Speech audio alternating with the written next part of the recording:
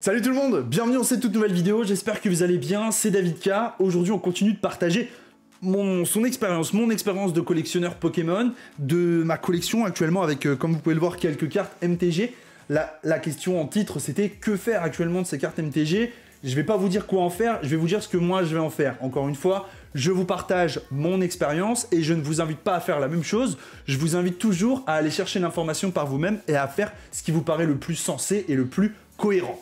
Si vous n'avez pas activé la cloche de notification et que vous n'êtes pas abonné, je pense que c'est le moment de le faire. N'oubliez pas de liker cette vidéo et de la commenter si vous voulez augmenter le référencement pour que cette vidéo soit vue par un maximum de monde. Dans un premier temps, on va donc parler de mes cartes MTG et dans un second temps, je vais émettre une hypothèse concernant les sociétés de grading et concernant le message que j'ai beaucoup entendu dernièrement sur YouTube. Je ne viserai personne, mais voilà, j'ai un message... Il y a un message, moi, qui me trotte dans la tête et que je trouve bizarre par rapport à ce que j'entends quand je regarde les différentes personnalités du YouTube Game sur Pokémon. Donc, encore une fois, je dénigre personne, moi je fais bonhomme de chemin et je donne juste quelques petites infos que j'ai par-ci par-là, les petits oiseaux qui viennent me donner 2-3 filons. Et voilà, donc restez bien jusqu'à la fin de la vidéo, je pense que ça peut vous plaire, je pense que ça peut vous intéresser. Bon, concernant mes cartes MTG, bon bah déjà, j'ai ce magnifique duo, mais il a un problème, comme vous pouvez le voir, c'est un duo des championnats du monde, il existe exclusivement en anglais, il a été distribué, regardez, pendant les World Championships, les City Championships, et le problème c'est que sur l'étiquette, il y a une erreur, c'est bien l'édition X-Dragon, c'est bien les deux cartes indiquées, en revanche, c'est précisé nulle part que c'est l'édition City Championship. Et ça fait mal au cul, très clairement, parce que on n'est pas du tout sur les mêmes tarifs. Donc, ces cartes-là, personnellement, moi, je vais tout renvoyer. C'est certaines cartes que je ne vais pas renvoyer, mais la majorité des cartes, je les renverrai, se faire déboîter directement chez MTG quand ils auront les nouveaux boîtiers pour se les faire remboîter dans des boîtiers à ultrasons. Et là, on en profitera pour faire corriger les deux étiquettes. Pour rappel, je n'ai aucune affiliation chez ces personnes, et pour ceux qui n'ont pas vu les précédentes vidéos, j'ai fait rapatrier mes 50 cartes que j'avais là-bas, chez moi, non gradées. Je me suis donc fait rembourser, et mon partage d'expérience, je vous dis pas quoi faire, je vous dis juste que moi, j'ai pas voulu faire grader mes cartes dans les boîtiers actuels. Je les ai donc fait renvoyer non gradées, elles arrivent, logiquement lundi, alors vous voyez peut-être cette vidéo lundi, mais moi je la tourne un peu avant, et du coup, voilà, j'ai choisi de pas faire grader mes cartes en l'état chez MTG. Donc très clairement, voilà, quand on me dit David, t'es affilié MTG, bah écoutez, en tout cas, j'ai récupéré mes 50 cartes. Ensuite, j'ai ce fameux Dracofeu qui est très beau, malheureusement qui avait pris 2,9, hein, Edge et Surface, ça fait mal au cœur. Néanmoins, il est à vendre 180 € sur mon Instagram, si certains le veulent, ça comprend l'envoi. À savoir que, petit tips, petite astuce, si vous avez confiance en MTG, c'est encore une fois, ça c'est... Je vous émets une idée, je vous dis pas de le faire, très clairement, mais... ça peut valoir le coup, si vous trouvez des cartes gradées 10, de les acheter à moindre coût pour les renvoyer, se faire changer de boîtier quand ils auront les nouveaux boîtiers. Encore une fois, ça garantit pas que les nouveaux boîtiers sont impeccables et qu'il n'y ait pas de problème, mais si tel était le cas, ça peut être une petite astuce pour se faire un petit billet ou avoir une carte de collection super stylée dans sa collection avec un super boîtier, on espère en tout cas qu'il sera super. Ensuite, j'ai ce Florizard qui est vraiment un coup de cœur pour moi, qui est magnifique, hein. Set de base japonais, donc là, pas de problème, il me semble, sur la carte, donc ça c'est cool. Gradé 9, ça fait plaisir quand même, gradé 9, ce style de carte. Donc ça... je le ferai déboîter immédiatement là-bas. C'est pas moi qui vais déboîter les cartes, hein, je vous le dis direct les gars. Je suis pas con, hein. Si je déboîte ma carte et que je l'abîme, après je l'ai dans l'os. Et ensuite, j'ai ce petit Suicune. Alors le Suicune, plus ça allait, plus j'ai été un peu dégoûté que ce soit 7,5. Je dis pas que la carte elle mérite pas 7,5. Je dis que j'aimerais bien avoir un petit Suicune dans ma collection qui soit 10. Une illustration qui me plaît, il y en a beaucoup. C'est vrai que l'illustration là de Neo, elle est magnifique. Néanmoins, voilà, 7,5 pour la collection. C'est pas assez. Bon, voilà, après, chacun fait comme il veut. Et dernière carte, j'ai ce Celebi qui me reste. Voilà, j'en avais 3, j'en ai revendu 2. J'en ai 6 ou 7 qui reviennent dans mon colis MTG.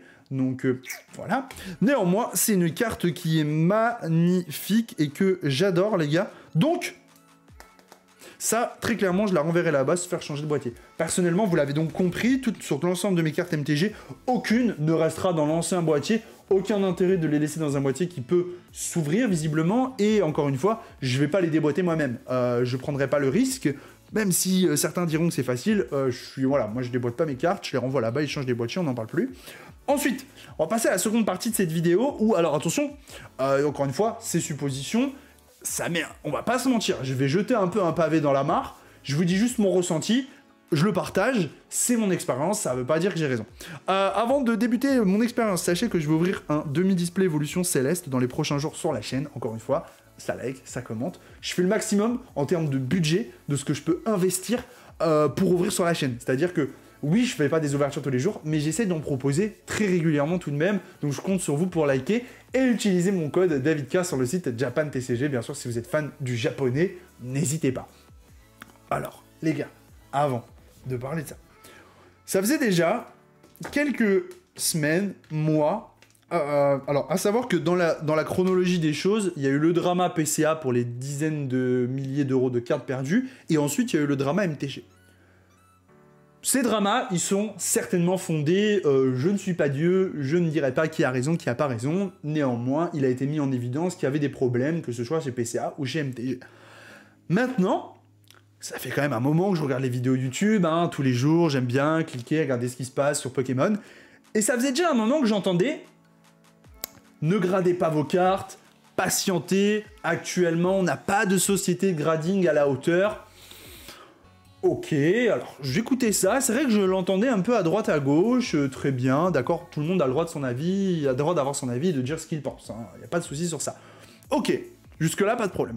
Ensuite, c'est vrai qu'il y a eu le drama PCA. Bon, tout le monde les a démontés, ça se comprend. Ensuite, il y a eu le drama MTG, tout le monde les a démontés, ça se comprend. Et là, on a encore plus de son de cloche, et je sais pas pourquoi, j'ai l'impression que ça arrange du monde, que les deux sociétés actuellement majeures sur la scène française se fassent démonter. Et il y a quelques jours, qu'est-ce que j'entends? Tiens, une nouvelle société de grading serait en train de voir le jour. Alors encore une fois, je dis pas que c'est une valeur sûre, je dis juste que c'est ce que j'ai entendu. Société de grading dans le Nord, qui serait gérée, ou du moins où il y aurait des intérêts par pas mal de personnalités du YouTube game français.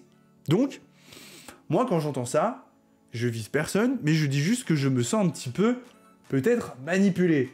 On dénigre les sociétés, se passe de dramas qui arrangent tout le monde, et je dis juste que si cette fameuse société dont j'ai entendu parler dans le Nord s'ouvre, et que tout le monde nous dit allez grader vos cartes là-bas, ou c'est génial, j'ai essayé, c'est le top, mais nous n'avons pas d'intérêt là-bas, allez-y. Comment vous dire que j'aurais ce sentiment un petit peu amer de m'être fait rouler? Voilà, donc je vous partage juste cette info, elle est intéressante à prendre avec des pincettes, hein. Je dis pas, ça se trouve, je me fais berner et on me raconte des conneries. Ça se trouve, c'est moi le pigeon et le bouffon hein, du YouTube game qui raconte n'importe quoi. Je dis juste que peut-être, si une société de grading venait à s'ouvrir dans le Nord, et que tout le monde nous dit d'aller faire grader nos cartes là-bas, eh bien, il faudra bien se renseigner et, le plus important de tout, se faire son propre avis soi-même. Voilà, ça c'est le plus important. Faites-vous votre propre avis. Ça se trouve, cette société de grading, elle s'ouvrira. Peut-être que pas mal de youtubeurs et personnalités de Pokémon y auront des intérêts, mais que si le grading est très bien, et que les boîtiers sont très bien, etc., etc., ben ça vaudra le coup. Je dis juste qu'il faut faire attention des fois à ce qu'on entend. Je le dis souvent, le youtubeur n'est pas votre ami. Voilà, c'est ne pas croire aveuglément ce qu'il vous dit. Si moi je vous dis voilà, je vends cette carte 180 €, allez vérifier son prix par vous-même. Ce n'est pas parce que moi je vous dis qu'elle vaut 180 €. 180 € c'est le prix que je lui donne, c'est le prix que je la vends, mais peut-être que vous pouvez la trouver à 50 €. C'est pas le cas, c'est sûr et certain, mais voilà, vous voyez ce que je veux dire? Ne faites pas confiance aveuglément, faites-vous votre propre avis, surtout pour les plus jeunes et les moins expérimentés, allez chercher l'information par vous-même. Voilà les amis, j'espère que cette vidéo vous a plu. Encore une fois, on dénigre personne, tout le monde est libre de produire le contenu qu'il souhaite, et c'est ça la magie de YouTube, c'est que tout le monde peut aller piocher à droite, à gauche, tant il y a de la diversité.